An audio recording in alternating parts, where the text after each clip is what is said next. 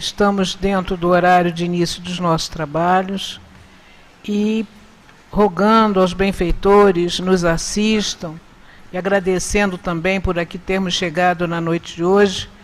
Vamos compartilhar esses nossos momentos de estudos com o nosso irmão Dirceu Machado, que irá discorrer sobre o tema do nosso Evangelho, que é estudado sempre às quartas-feiras, onde no capítulo 7º estaremos observando o seu raciocínio em torno do tema Bem-aventurados os pobres de espíritos, nos seus itens 7 a 10, falando-nos sobre mistérios ocultos aos sábios e aos prudentes.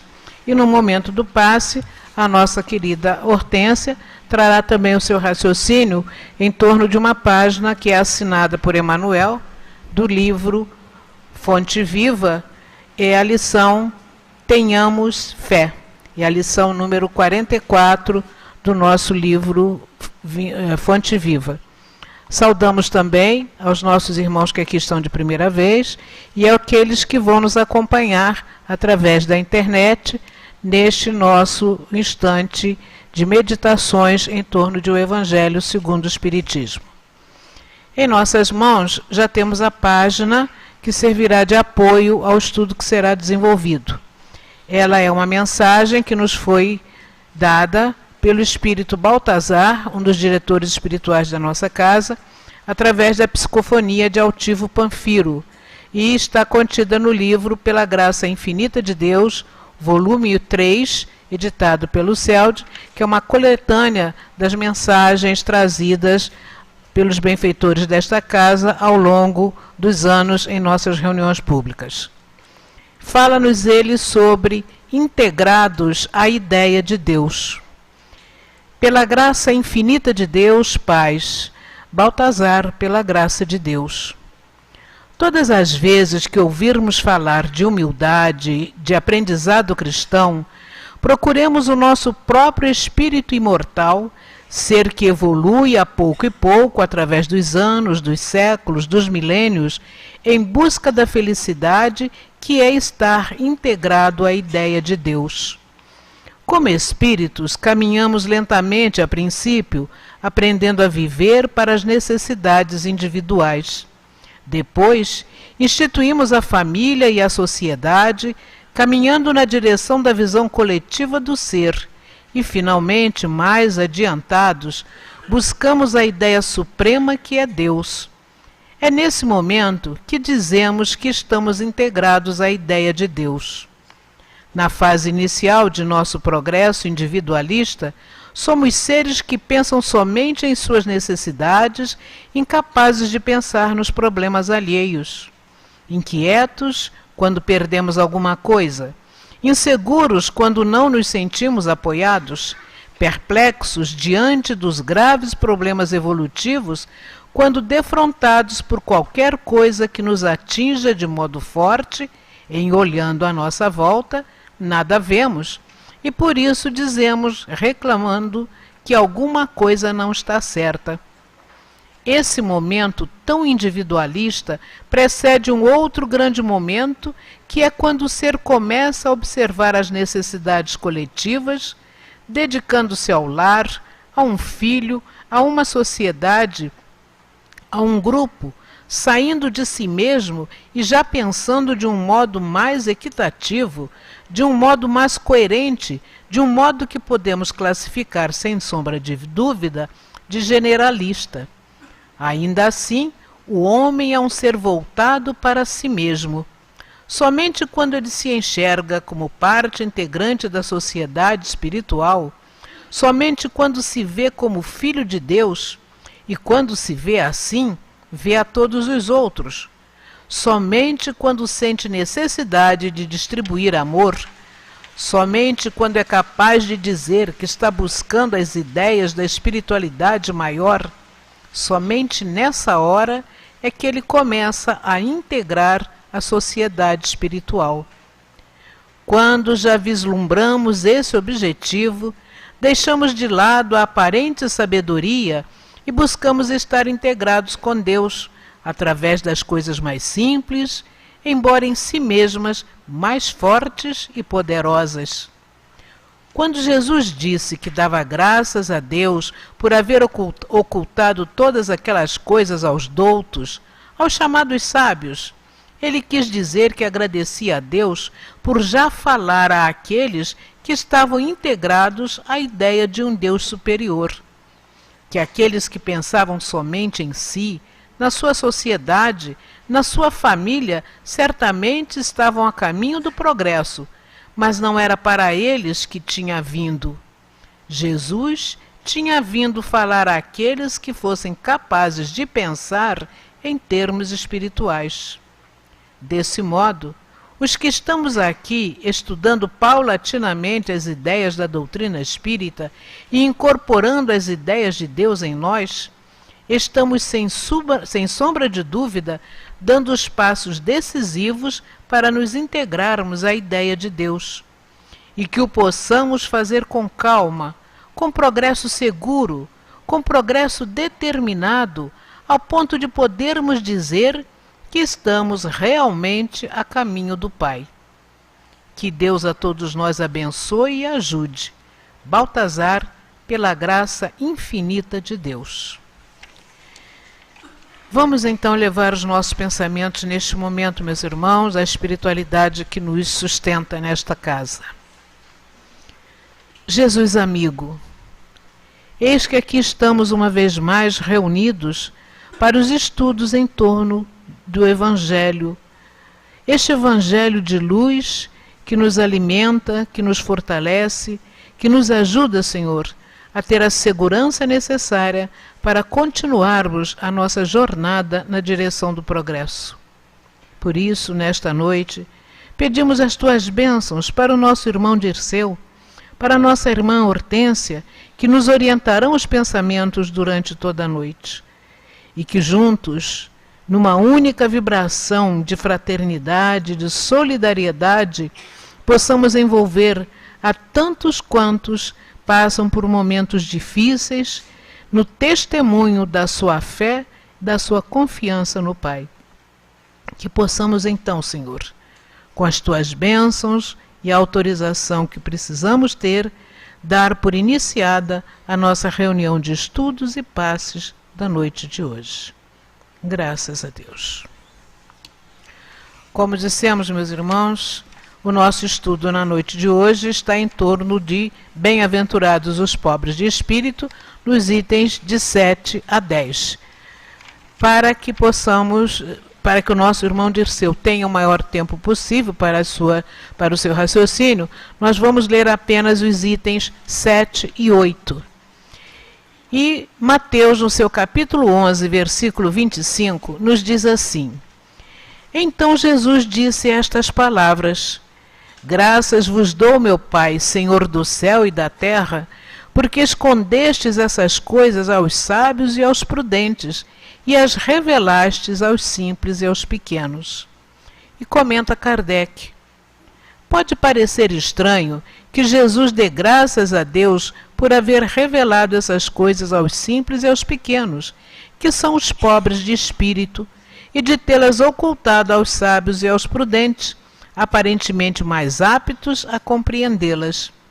É preciso entender por simples e pequenos os humildes, os que se humilham diante de Deus e não se consideram superiores a ninguém.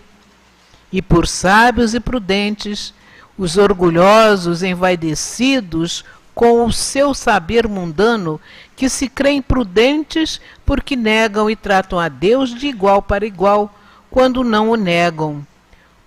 Porquanto, na antiguidade, sábio era sinônimo de douto, eis porque Deus lhes deixa a busca dos segredos da terra e revela-os do céu aos simples e aos humildes que se inclinam diante dele.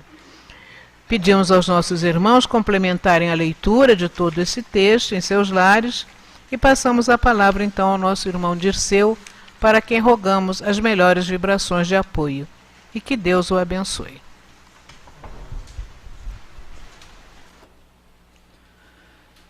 Minhas irmãs, meus irmãos, que a paz do nosso Mestre Jesus permaneça em nossos corações. como a nossa irmã já disse, o item 7 a 10 trata de mistérios ocultos aos doutos e aos prudentes, incluído no capítulo 7, que diz: bem-aventurados os pobres de espírito. Antes de entrarmos no objeto que nos trouxe até aqui, que é do capítulo 7 ao 10, vale a pena tecermos algumas considerações sobre o próprio título do capítulo, que é uma das bem-aventuranças de Jesus.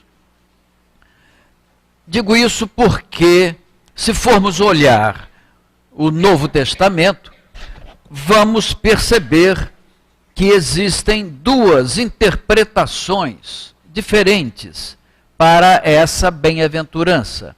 No Evangelho de Mateus encontramos essa que Kardec reproduz no nosso Evangelho segundo o Espiritismo. Bem-aventurados os pobres de espírito, porque deles é o reino dos céus. Há pessoas que, analisando essa frase, analisam como Kardec, e não apenas como Kardec, mas como uma série de estudiosos que veem perfeitamente o significado da palavra pobre de espírito. Entretanto, existem outros que fazem uma análise mais pragmática, mais em cima das palavras propriamente ditas. Pobre de espírito, no sentido de pobreza.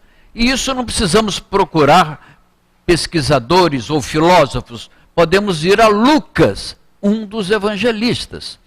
Lucas pega essa bem-aventurança e diz o seguinte: bem-aventurados os pobres. E não diz pobres de espírito. Diz: bem-aventurados os pobres. Mas ai de vós os ricos. Bem-aventurados os pobres, porque vocês vão no futuro sorrir. E ai de vós os ricos, ai de vós os que sorriem agora, porque vocês vão chorar.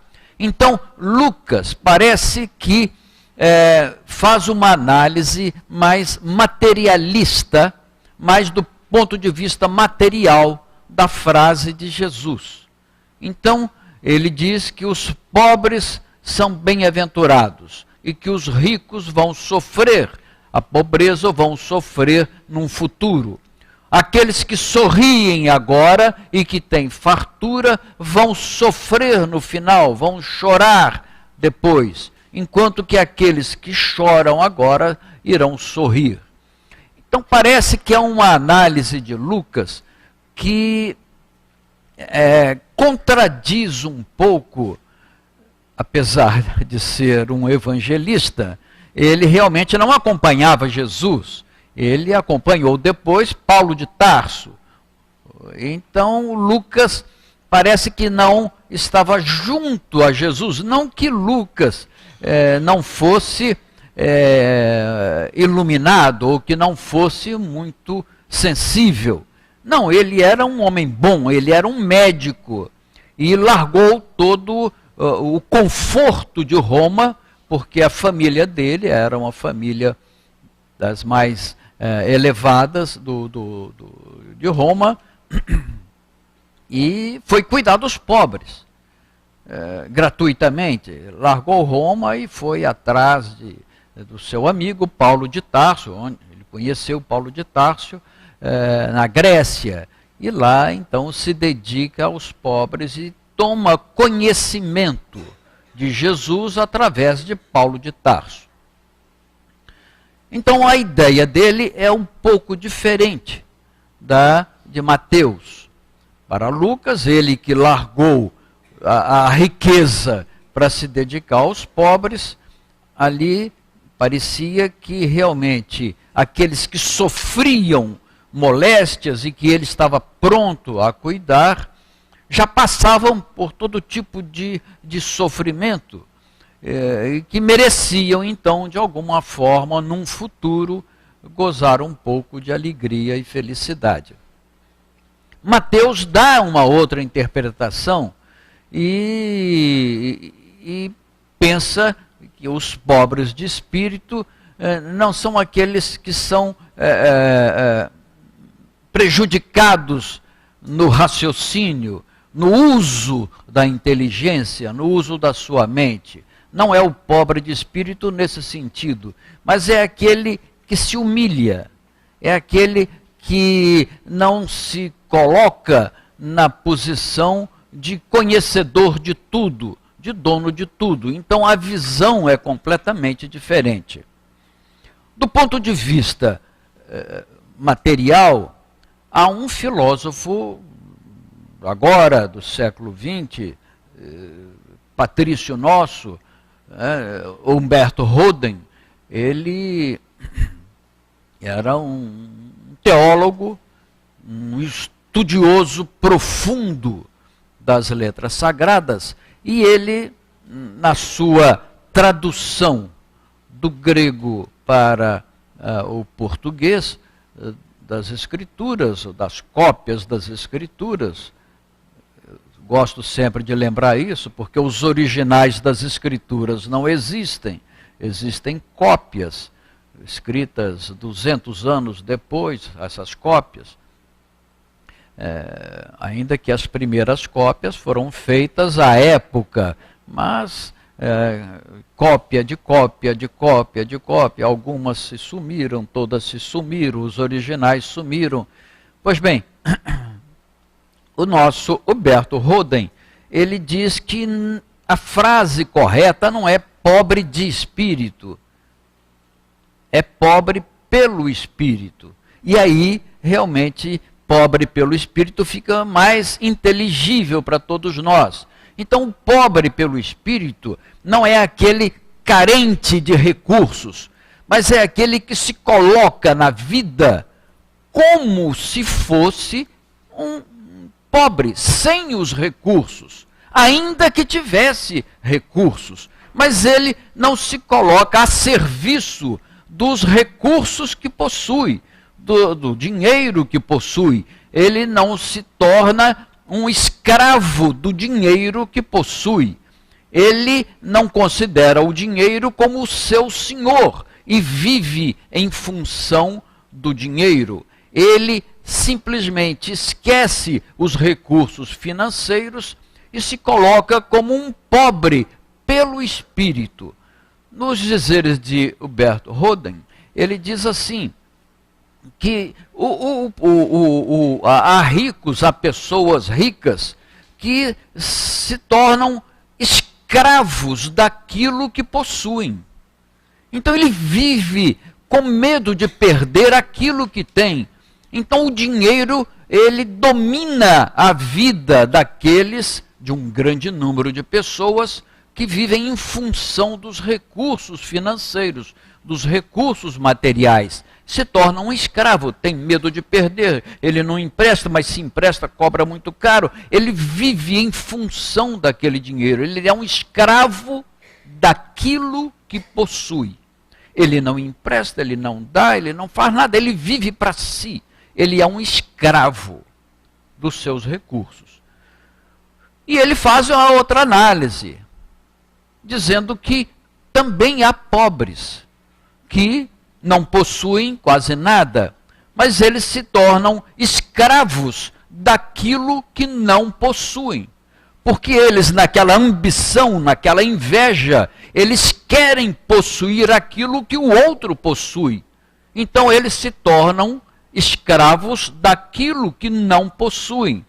Ambos são escravos. Um escravo do que possui e o outro escravo daquilo que não possui. Então, o pobre pelo espírito é aquele que se liberta dessa prisão. Ele não é escravo de nada. Ele vive uma vida completamente diferente, livre dessas coisas materiais. Ele vive pelo espírito. Então ele é pobre pelo Espírito, como se não tivesse nada. O que ele tem, ele coloca à disposição de produção, de ajudar o próximo, de fazer circular aquilo que ele possui em benefício dos outros. Aquele é o rico, pobre pelo Espírito. E há aqueles que são pobres e pelo Espírito, eles se educam ao fato daquele ditado muito simples. A gente coloca, aliás, do tempo dos meus avós, e que deve ser do conhecimento de muitos. A gente coloca o chapéu onde o braço alcança. Essa é a filosofia por trás do que é pobre e que não ambiciona grandes coisas, aquilo que ele não consegue obter. Ele coloca o chapéu onde o braço alcança. Isso significa com aquilo que tem, porque há pessoas que naquela ambição, e hoje em dia isso se torna um perigo, com esses meios de comunicação jogando numa televisão aí imagens, excitando cada vez mais a ambição, o consumismo exagerado. A pessoa quer sempre comprar isso, comprar aquilo, não tem um recurso, então faz um empréstimo, daqui a pouco está devendo um monte de dinheiro que não tem condições de pagar. Ou seja, colocou o chapéu, subiu uma escada para colocar o chapéu e depois a escada caiu. Então, essa visão de Huberto Roden é materialista. A outra que o nosso Kardec faz, junto com Mateus, é aquela espiritualista. O pobre pelo espírito, no sentido da humildade que todos nós devemos ter. No item que nós vamos desenvolver, que está dentro desse capítulo, também merece uma consideração sobre essas duas frases, porque Jesus disse assim, ou pelo menos está no Evangelho de Mateus: graças te dou, ó Pai, Senhor do céu e da terra, por haveres ocultado essas coisas aos sábios e entendidos, e por as ter revelado aos simples e aos pequenos.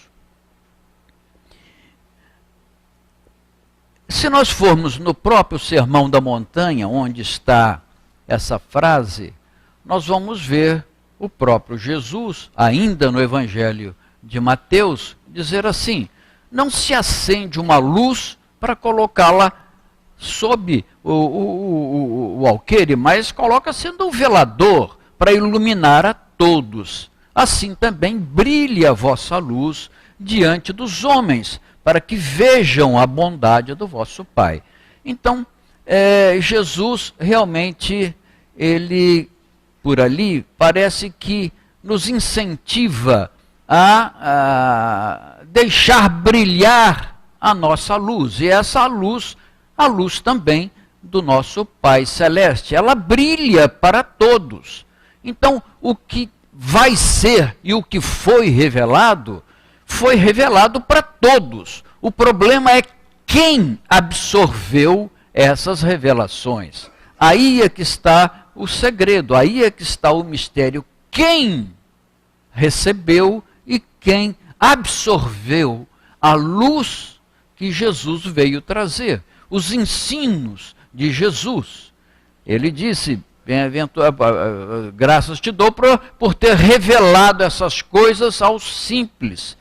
Mas foi revelado a todos. Apenas aqueles simples, pela humildade deles, eles procuravam entender aquilo que Jesus falava. Eles se sentiam ali protegidos por tudo que Jesus pregava e prometia. E se sentiam confortados com as palavras de Jesus. Entretanto, os sábios, a grande maioria dos sábios da época, não aceitavam aquilo que Jesus falava. E por que não aceitavam? Movidos pelo orgulho e pela vaidade. Mas nem todos. Ainda nos evangelhos nós vamos encontrar, por exemplo, 2 doutores da lei. 2 doutores da lei que eram os maiores, os sábios da época dali, da região onde moravam, Jerusalém. Um dos doutores vai até Jesus e pergunta humildemente como é que ele poderia atingir o reino dos céus. E Jesus ali fala que era necessário nascer de novo. Mas como é, mestre, que nós podemos nascer de novo no ventre materno, depois de velhos? Como é que isso se dá? E Jesus, então, nós conhecemos a passagem, diz, mas você é mestre em Israel e desconhece essas coisas? Mas ali mostra que um sábio, um doutor da lei, vai humildemente até Jesus, sem querer ridicularizá-lo, mas com curiosidade, querendo absorver o conhecimento de Jesus a respeito da divindade, querendo aprender com Jesus. E ele, pelo que ele conhecia, pelo que ele sabia, ele não podia aceitar o nascimento, o renascimento da pessoa. E ele queria saber como é que aquilo iria se dar. Mas humildemente, aceitando as palavras de Jesus. Já o outro doutor da lei, avista Jesus, e Jesus tinha acalmado uma discussão que havia entre os fariseus e os saduceus a respeito da vida depois da morte. Os saduceus não aceitavam, os fariseus aceitavam. Jesus dá uma resposta que apazigua aquela discussão. E um doutor da lei, vendo aquilo, vendo que Jesus se tinha sobreposto a toda a discussão, acalmado, tinha funcionado como o pacificador da situação, porque deu uma resposta que fez com que aquela discussão silenciasse. Aquele doutor da lei, movido pelo orgulho, pela vaidade, chega até Jesus e fala, mestre, qual o maior dos mandamentos? É aí que vem aquela resposta que todos nós conhecemos que Jesus deu. O mandamento é amar a Deus sobre todas as coisas e amar ao próximo como a nós mesmos. Então, o primeiro mandamento, né, ele foi tirar do livro de Deuteronômio, o segundo do livro de Levítico, e deu aquela resposta toda que nós conhecemos. Já num outro evangelho, eles dão uma interpretação diferente sobre esse diálogo de Jesus com o doutor da lei. Ele retribui a pergunta ao doutor da lei. Né? O doutor da lei pergunta, mestre, o que eu devo fazer para alcançar o reino dos céus? Então, qual o maior dos mandamentos? Então, em vez de Jesus responder, ele pergunta, o que diz a lei? Aí o doutor da lei, então, responde, bom, amar a Deus e amar ao próximo. Então, Jesus diz, faze isso e você alcançará o reino de Deus. Aí é que surge aquela outra pergunta do doutor da lei, mas quem é o meu próximo? Então, Jesus, nessa passagem, ele então conta a parábola do bom samaritano. É nesse evangelho que aparece a parábola do bom samaritano. Então, os dois eram doutores da lei. Um se chega com humildade, o outro se chega com orgulho, com vaidade, querendo ali criar um problema para Jesus. Todos dois eram sábios e entendidos. Então, e Jesus falava para todos. Então, a pregação de Jesus era para geral, era para todos que quisessem ouvir. Apenas os que ouviam é que iriam filtrar o que lhes interessava ou não. Os humildes aceitavam e sentiam-se protegidos, sentiam-se como amigos de Jesus, como nós, amigos de Jesus, porque foi Ele que nos escolheu. Né? Então nós nos sentimos protegidos pelo Mestre, mas outros sentem-se superiores, porque têm algum conhecimento. Esse fato do conhecimento, e a maioria dos cientistas, chamados os doutores e os conhecedores, os donos do conhecimento, serem contra a noção de um Deus, de um Criador, de um Mestre Jesus, superior a tudo, o Espírito maior. Essa noção, isso tem um histórico muito interessante, né? Nós não podemos dizer que os sábios, todos eles, são contra, são materialistas. Não é isso.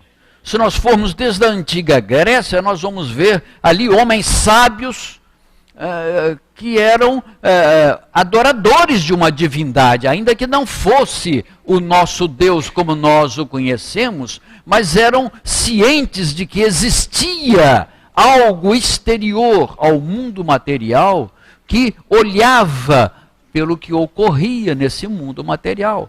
Nós vamos ver Arquimedes, vamos ver Sócrates, vamos ver Platão e todos aqueles filósofos, mesmo os pré-socráticos, que aceitavam a existência de algo exterior ao mundo material e que regulava o funcionamento do mundo material, a partir do mundo espiritual. Então, quando nós vemos depois lá da Idade Média, porque na Idade Média também tivemos muitos cientistas que eram também crentes na existência do mundo espiritual. Depois, realmente, se nós podemos levantar um fato que levou a ciência começar a ficar muito contra a parte espiritual, nós podemos lembrar de um filósofo chamado Comte. Ele foi o criador do positivismo. O positivismo, sim, teve uma influência muito grande aqui no nosso país, no Brasil e no mundo inteiro. Comte era um alemão e ele achava que só o que era verdadeiro era aquilo que a ciência pudesse provar.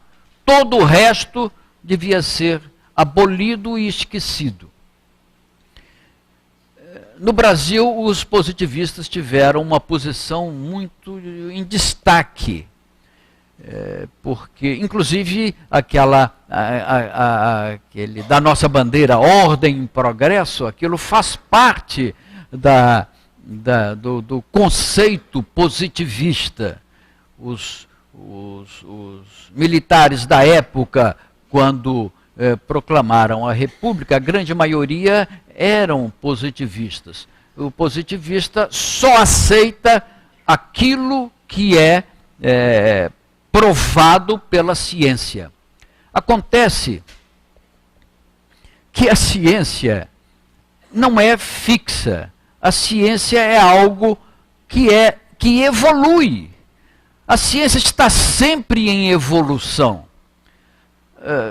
O que é verdade numa época, na época seguinte, é deixada para trás porque foi demonstrado algo diferente e que deveria ser aceito como verdadeiro. Um exemplo típico, e que eu gosto sempre de lembrar, é com relação, por exemplo, à geometria, matemática, a geometria euclidiana.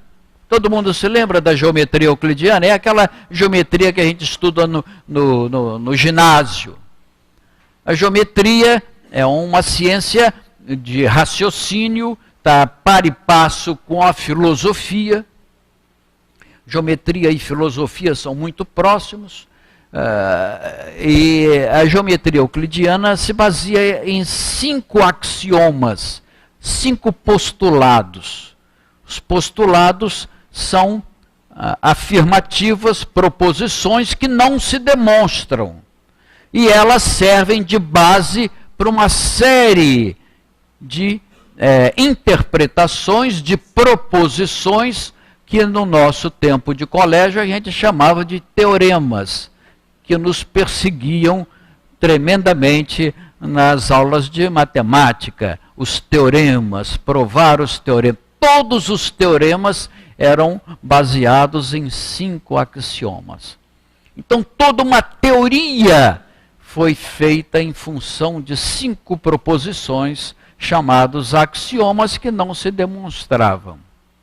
Pois bem, passou do ano 300 e pouco, antes de Cristo, até 1800 e tanto, a geometria euclidiana, até 1900, nós estudamos a geometria euclidiana, era considerada como intocável. Era uma filosofia e uma ciência intocável. Aquilo era a pureza do raciocínio.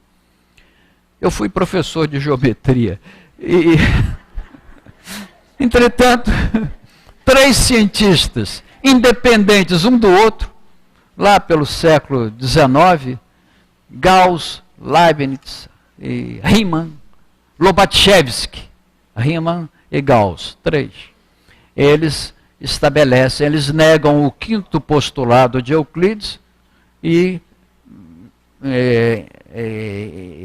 criam um outro postulado que se opõe ao 5º postulado, e criam as geometrias não euclidianas.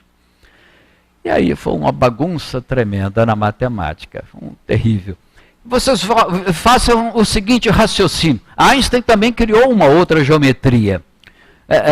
Se a gente traçar uma linha reta aqui nesse chão, paralela a esse chão, vê só, a gente pensa que é uma linha reta e paralela, distante aqui ao mesmo tempo. Mas se a gente andar muito, atravessar aquela parede, atravessar a cidade inteira, atravessar o país inteiro, atravessar o Atlântico, passar para o outro lado da Europa, tudo com essa linha, sem sair, tá? E voltar a esse ponto, nós traçamos uma reta? Não, se a gente olhar de fora, foi uma curva. Então vejam a relatividade do conceito de reta. Isso? Então Einstein, ele viu essa relatividade também da geometria. Então é muito interessante. Então eu quero mostrar que a ciência está sempre em evolução.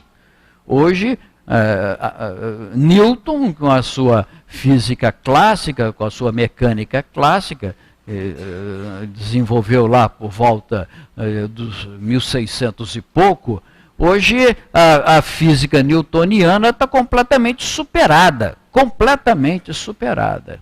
Então, hoje não se tem mais certeza de nada. Existe outro tipo de física, né, que inclusive parte do princípio da incerteza, a incerteza de Heisenberg, que nada se pode afirmar com toda a certeza do mundo, porque há sempre uma outra interpretação. Muito bem, então eu queria lembrar a vocês também que essas verdades ensinadas do plano espiritual para a humanidade foi absorvida não apenas por aqueles que não tinham conhecimento.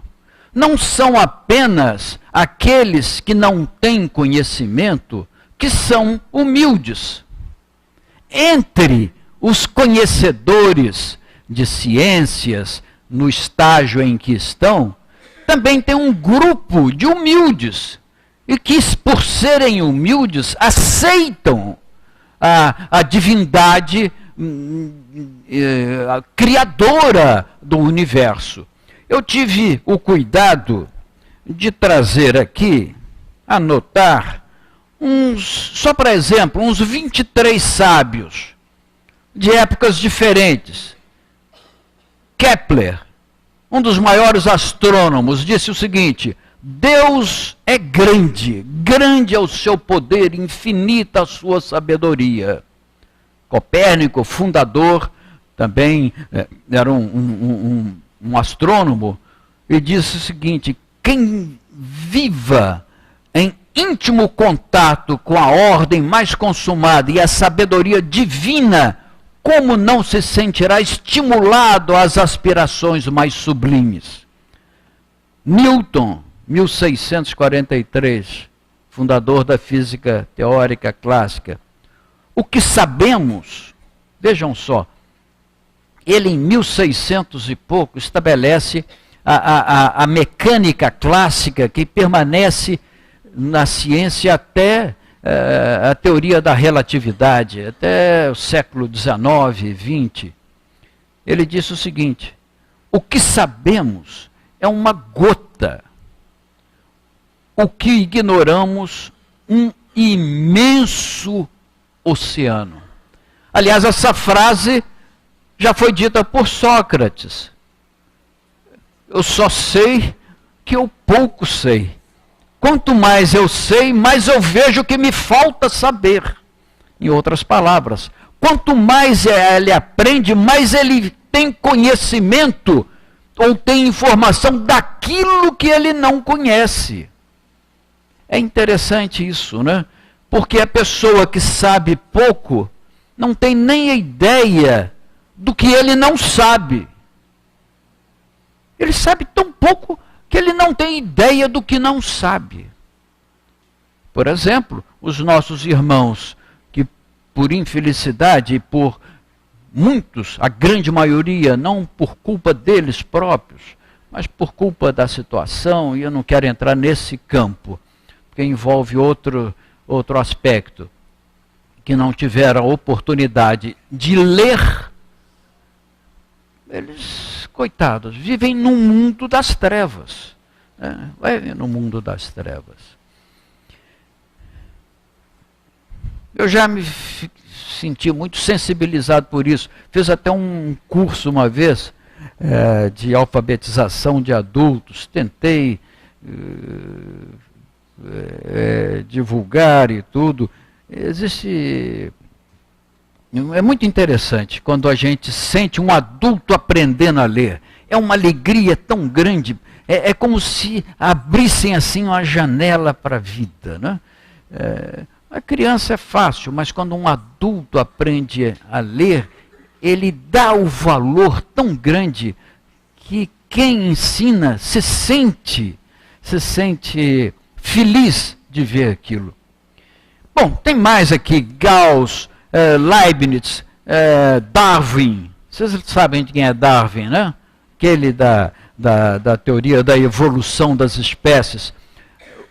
A igreja, vejam só, a igreja interpretou aquela descoberta de Darwin da evolução das espécies, onde ele prova que nós, seres humanos, nós descendemos de na origem, somos comuns, tivemos a evolução comum, como os macacos, como os antropóides e tal. Criamos juntos por ramos diferentes, mas viemos da mesma origem. E a igreja não gostou muito disso, porque na Bíblia fala que Deus criou o homem à sua imagem e semelhança, e aí entrou em conflito.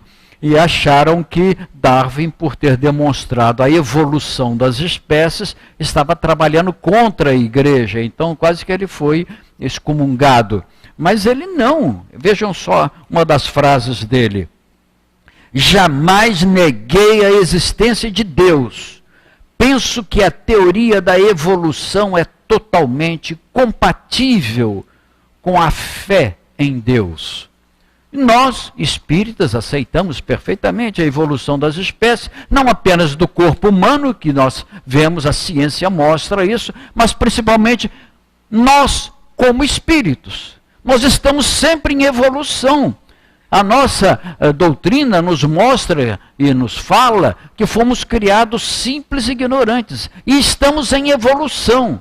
Em evolução na parte moral, na evolução na parte intelectual, mas em evolução constante. E estamos aqui, nessa encarnação, num dos períodos, num dos passos da evolução. Agora estamos aprendendo coisas que não aprendemos na vida anterior. Não aprendemos não porque não nos foi ensinado, absolutamente. Porque nós também, movidos pelo orgulho, pela vaidade, nós não aceitamos aquilo que nos foi ensinado, que tem sido ensinado há mais de 2000 anos. Jesus veio nos ensinar aquilo que se chama a lei de Deus. Ele veio nos ensinar. Então nós estamos aprendendo há anos, há encarnações atrás de encarnações, e só aprendemos um pouquinho de cada vez. Por quê? Os espíritos dizem assim, que a maior chaga do ser humano é o egoísmo. Egoísmo. Todos nós somos um pouco egoístas. Todos. Nenhum de nós, todos nós temos uma faceta do egoísmo. O egoísmo é um tumor, uma coisa que se apresenta com várias facetas. É por isso que às vezes nos engana. O egoísmo se apresenta um pouco como orgulho. O orgulhoso é egoísta. O vaidoso é egoísta. Ele se acha o suprassumo. Isso é o egoísmo. O ambicioso é egoísta. O ciumento é egoísta. Então vejam só, o egoísmo se apresenta de várias facetas. Então cada um de nós, se fizer uma certa meditação, vai poder identificar a sua faceta de egoísmo. Então, aqueles que têm o orgulho, a vaidade, o orgulho do nome, o orgulho da família, tal, a vaidade da beleza física ou a vaidade do conhecimento, isso é um perigo. Né? A vaidade, o muito ciúme daquilo, o sujeito que é ciumento é porque ele acha que tudo é dele, tem que ser dele, não divide. Aliás, esse tipo de egoísmo pode ser identificado desde as criancinhas. Nas criancinhas é possível ver.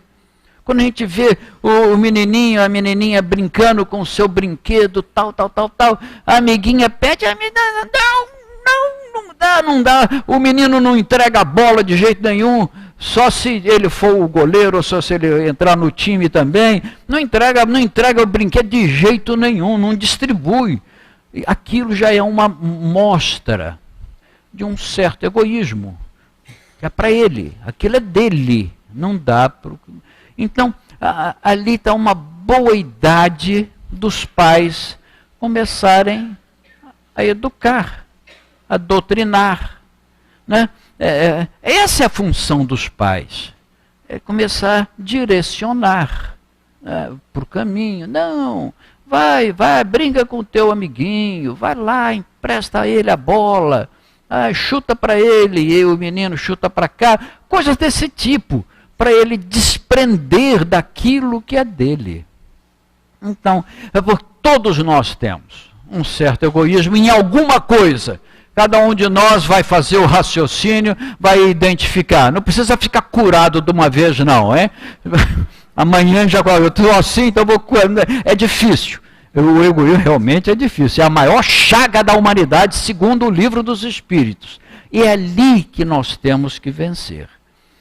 E um dos maiores é justamente o orgulho e a vaidade. É isso que aparece aqui na lição. Os orgulhosos não aceitam que exista algo que eles não saibam interpretar, que eles não saibam ver.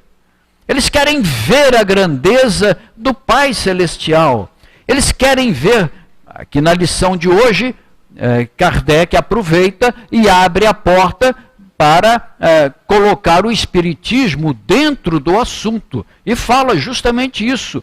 quantos veem os fenômenos ocorrendo, mas não aceitam, porque eles não podem interpretar.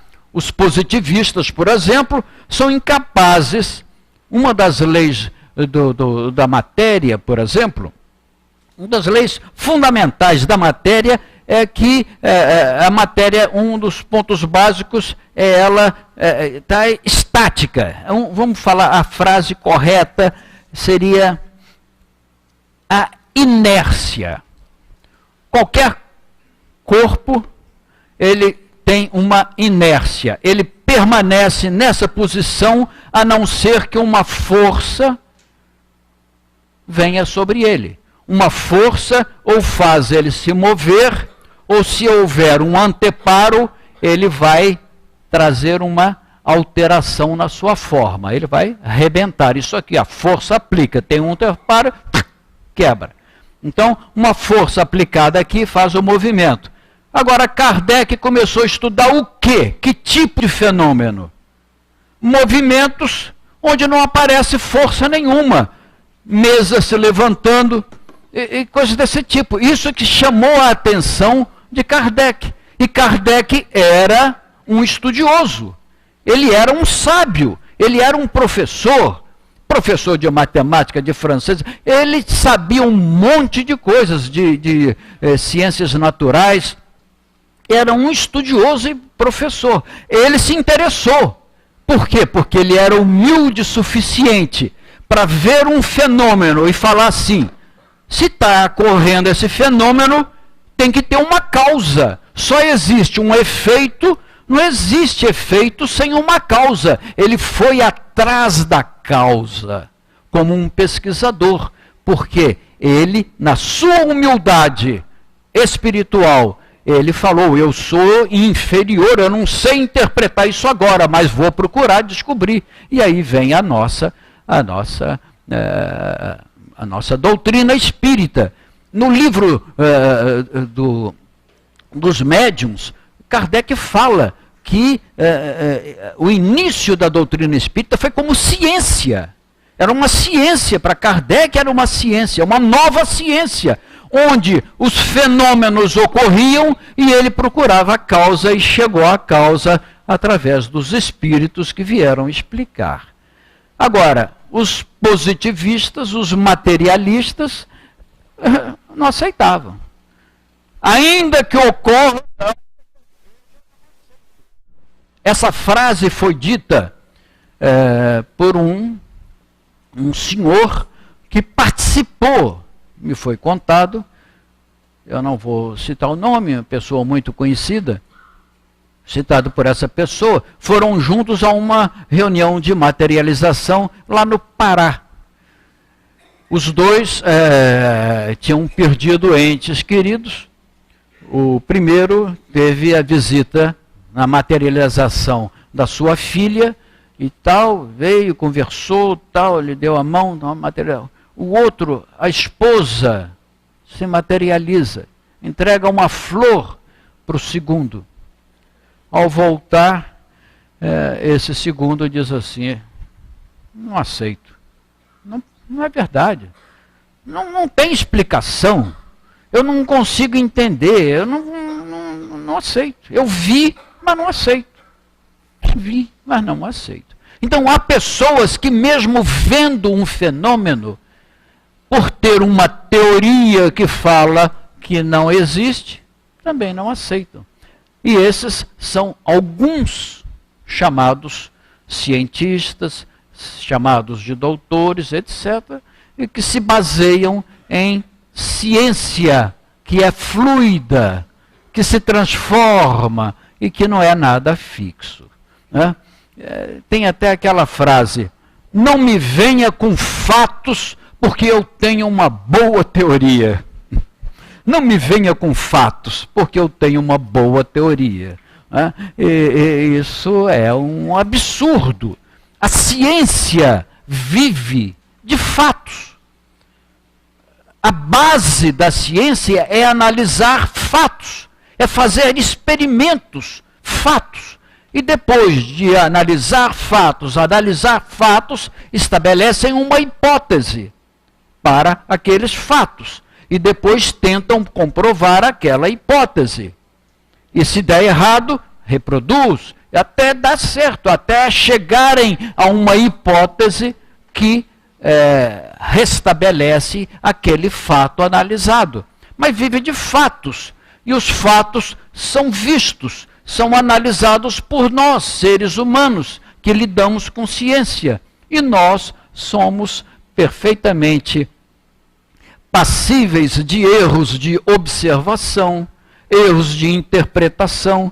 Então, a ciência que se faz a partir de fatos também pode estar errada, mas é sempre a ciência feita a partir de fatos. Fatos. Aí e é a nossa doutrina.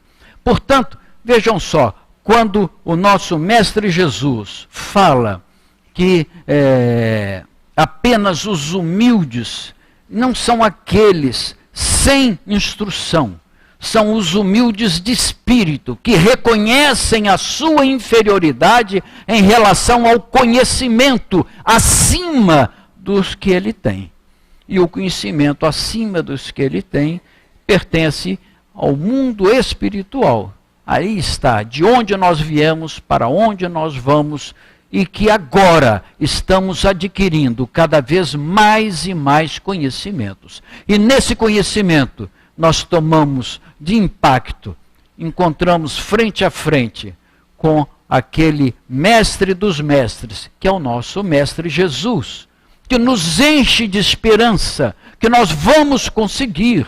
Nós estamos aqui nessa experiência sofrendo, mas que nós também somos bem-aventurados, porque nós sabemos daquela lei que existe, a lei de causa e efeito, e a lei da responsabilidade, a lei do livre-arbítrio, mas a lei da responsabilidade. Somos livres para falar, para pensar, para negar, somos livres para agir, mas nós somos sempre os responsáveis por aquilo que fazemos, que falamos e que pensamos. Então agora nós estamos no nosso sofrimento, nas nossas aflições, vivenciando essas experiências que vieram, o retorno dos nossos desvios do que era o certo, do que era a chamada lei divina de amar a Deus sobre todas as coisas e amar ao próximo como a nós mesmos. Essa é a lei maior, amar ao próximo, não fazer ao outro o que nós não queremos que o outro nos faça. Essa é a maior das leis. Aliás, Jesus disse isso. Toda a lei e os profetas estão ali resumidos nesses 2 versículos. Um do livro de Deuteronômio, outro do livro de Levítico. Toda a lei e os profetas. Os 39 livros do Velho Testamento estão resumidos nessas 2 frases. Amar a Deus e amar ao próximo. A partir daí, o nosso espírito voa, alcança a sabedoria divina do relacionamento entre nós, Jesus e o nosso próximo. Que ele esteja sempre no nosso coração, para que nós possamos também guardar no nosso coração o nosso próximo, o nosso vizinho, o nosso amigo, o nosso chefe, o nosso subalterno, a nossa família. Que Jesus esteja conosco agora e sempre. Nós agradecemos ao nosso querido Dirceu por todo o ensinamento que nos trouxe na noite de hoje. Nos fez dar naturalmente um grande passeio mental, mas firmando em nós esse conhecimento que nos leva justamente à fonte de todas as coisas, que é Deus, o nosso Pai. Que o Pai o abençoe, que ele possa estar conosco em outros momentos, que Jesus continue a sustentá-lo na sua tarefa de divulgação da doutrina espírita. E agora passamos à segunda fase do nosso trabalho, que é o momento do passe, e dentro do qual também ouviremos o pensamento da nossa querida Hortência analisando as palavras de Emmanuel contidas no livro Fonte Viva, na lição 44, onde, em cima de uma palavra de Jesus que está em João, capítulo 14, versículo 2, e que nos diz: vou preparar-vos lugar, Emmanuel nos convoca a tenhamos fé. E nos diz assim: sabia o Mestre que até a construção do reino divino na terra, quantos o acompanhassem viveriam na condição de desajustados, trabalhando no progresso de todas as criaturas, todavia, sem lugar adequado aos sublimes ideais que entesouram. Efetivamente, o cristão leal em toda parte raramente recebe o respeito que lhe é devido. Por destoar, quase sempre da coletividade, ainda não completamente cristianizada, sofre a descaridosa opinião de muitos. Se exercita a humildade, é tido à conta de covarde. Se adota a vida simples, é acusado do delito de relaxamento. Se busca ser bondoso, é categorizado como tolo. Se administra dignamente, é julgado orgulhoso. Se obedece quando é justo, é considerado servil.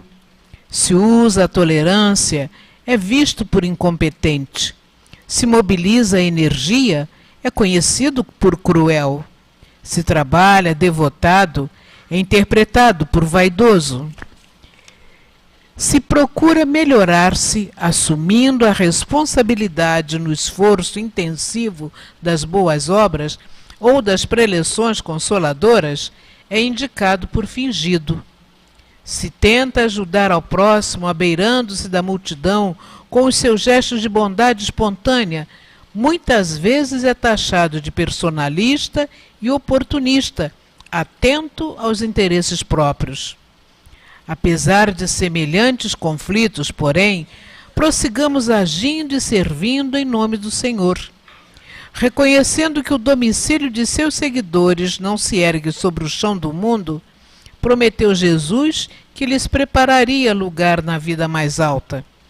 Continuemos, pois, trabalhando com duplicado fervor na sementeira do bem, à maneira de servidores provisoriamente distanciados do verdadeiro lar. Há muitas moradas na casa do Pai, e o Cristo segue servindo adiante de nós. Tenhamos fé.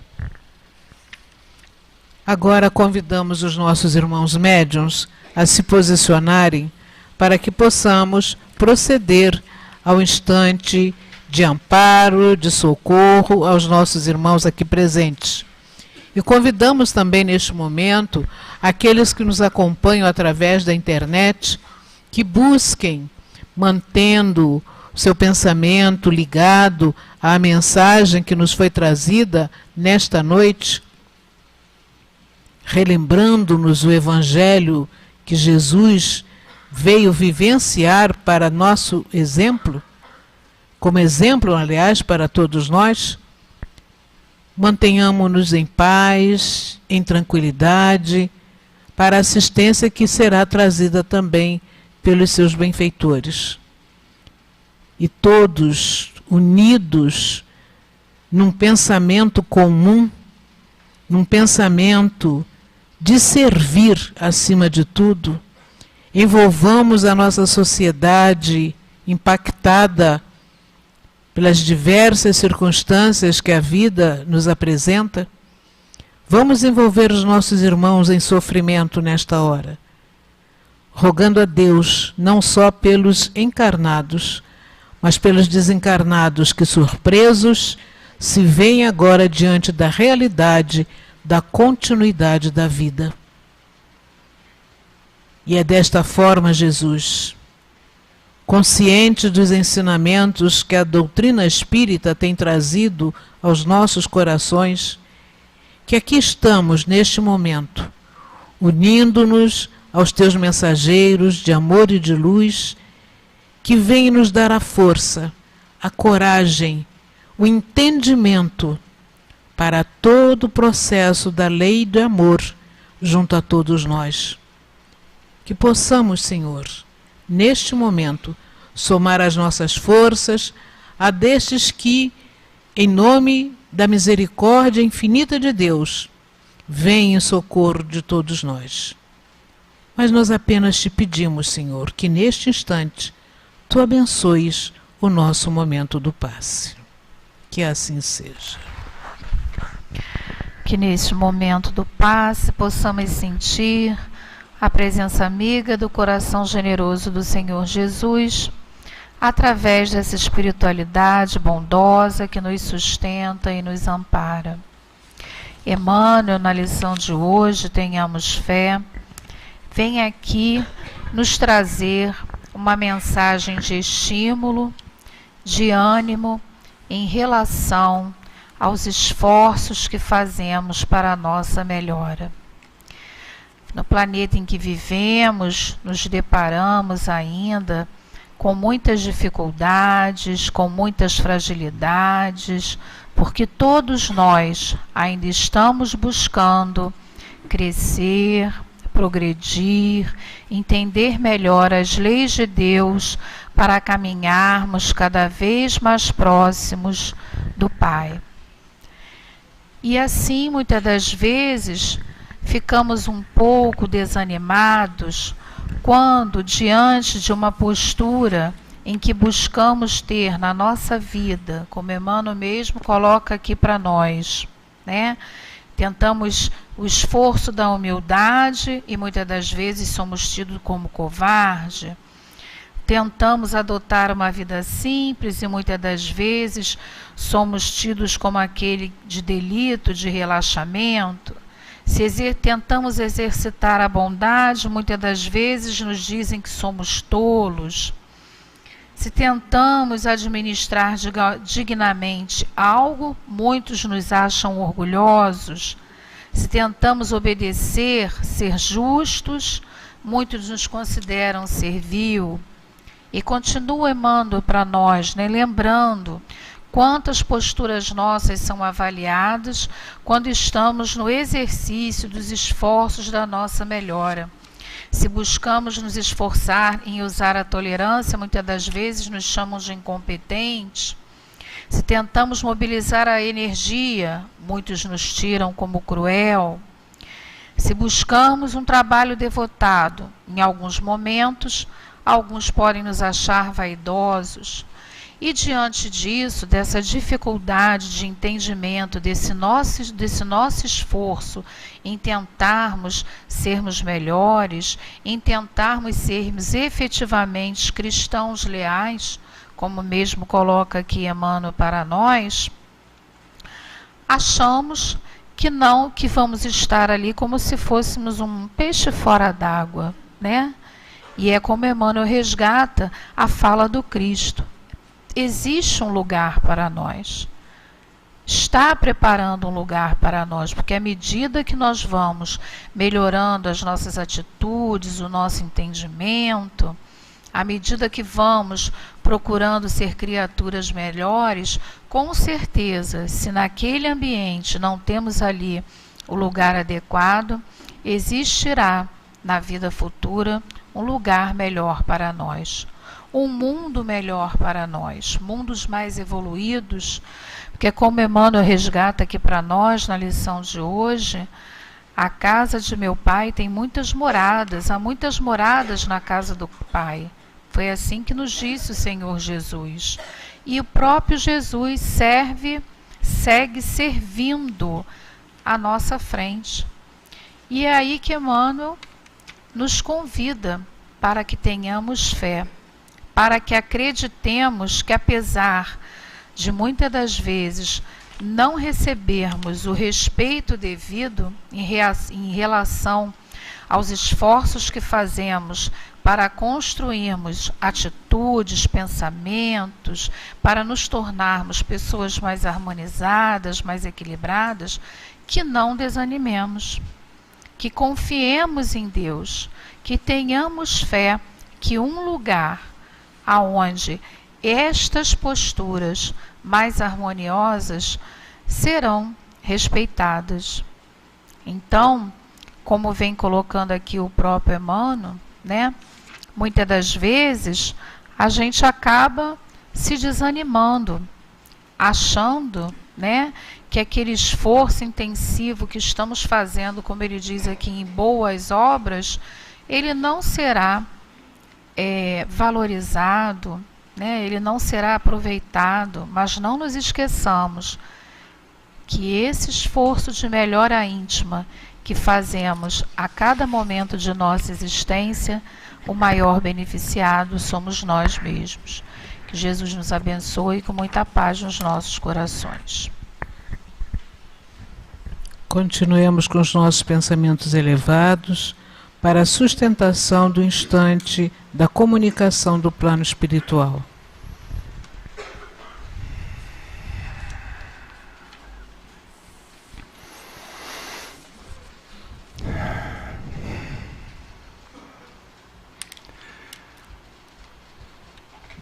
Mais uma vez, contamos com o amparo vindo de mais alto e o socorro chegando a todos os corações que neste dia passaram por esta casa, como agora todos os que aqui estão reunidos recebem o amparo divino através das mãos dos guias espirituais e daqueles benfeitores que conduzem as tarefas do socorro espiritual em nossa casa espírita. Em toda parte, como aqui, se manifesta, por mais distante e isolada seja a região neste mundo, a presença de Deus está presente através de espíritos já identificados com as suas leis, que procuram atender, aliviar, consolar, inspirar para o bem aqueles outros espíritos encarnados, como vós outros aqui presentes, para que, através destas vibrações, desta assistência espiritual, seja possível ao encarnado suportar as provas, as dores, as aflições que batem à porta de sua alma. Em toda parte, o amor, a misericórdia, a presença consoladora deste Pai, que nos ama, que nos ampara constantemente. Mas felizes daqueles que já de fato, através da humildade, lhe reconhece a presença e sabe muito bem como lhe dirigir o pensamento em busca do socorro espiritual. Para os outros, aqueles que se mostram indiferentes, incrédulos, ou que se julgam tão sábios e poderosos, que dispensam a existência deste Deus, desse Pai em suas vidas, chegará um momento em que pelas portas do sofrimento começarão a sentir também a necessidade da presença de Deus em suas vidas. Neste momento, sobre todos nós recai estas bênçãos de mais alto, que fortalecem, que consolam, que aliviam o fardo em vossos ombros, em vossos corações, aliviando o peso das aflições da vida terrena. Tenho a certeza de que Deus está presente através destes guias espirituais, através dos vossos protetores espirituais. Em toda parte, a presença de Deus está representada através destes corações que vos amam e que amam a humanidade. Que todos possam levar em seus corações e mentes a paz que aqui vieram buscar e sintam-se amparados, fortalecidos, sustentados para darem prosseguimento na caminhada evolutiva a que todos nós estamos colocados pelas mãos de Deus. Permaneçam em paz, meus irmãos. Que Deus vos abençoe. O vosso irmão Cícero. Graças a Deus. Jesus amigo, como somos agradecidos, Senhor, pela bênção desta noite, por estes momentos em que, envolvidos nas vibrações maiores de teus mensageiros, temos os nossos corações sustentados, balsamizadas as nossas dores, tranquilizada a nossa alma, para que possamos prosseguir a nossa jornada na certeza maior da Tua presença junto a nós, Jesus, e da misericórdia de Deus que se derrama sobre todos nós. Que nestes momentos em que somos chamados ao testemunho da fé e da confiança, tenhamos a certeza de que não estamos sós, de que nossos passos são conduzidos na direção do nosso progresso, do nosso crescimento. Pedimos que as Tuas bênçãos se estendam por toda a nossa sociedade, tranquilizando almas, facultando a cada um a plena compreensão de que Deus não nos abandona em nenhum momento e que Tu, Jesus, continuas a nos conduzir, conduzindo, Senhor, a barca das nossas existências na direção do porto seguro. Que possamos, pois, no retorno aos nossos pontos de origem, compartilhar destas bênçãos que nos envolveram nesta noite e levar aos nossos irmãos esta certeza: Deus continua a conduzir o nosso destino. Obrigado, Jesus, e permita que possamos então, em Teu nome e em nome do Pai, sob a assistência destes benfeitores, considerar encerrada esta fase dos nossos trabalhos na noite de hoje, e que possamos retornar aos nossos pontos de origem, sob a Tua bandeira protetora, hoje e sempre. Graças a Deus.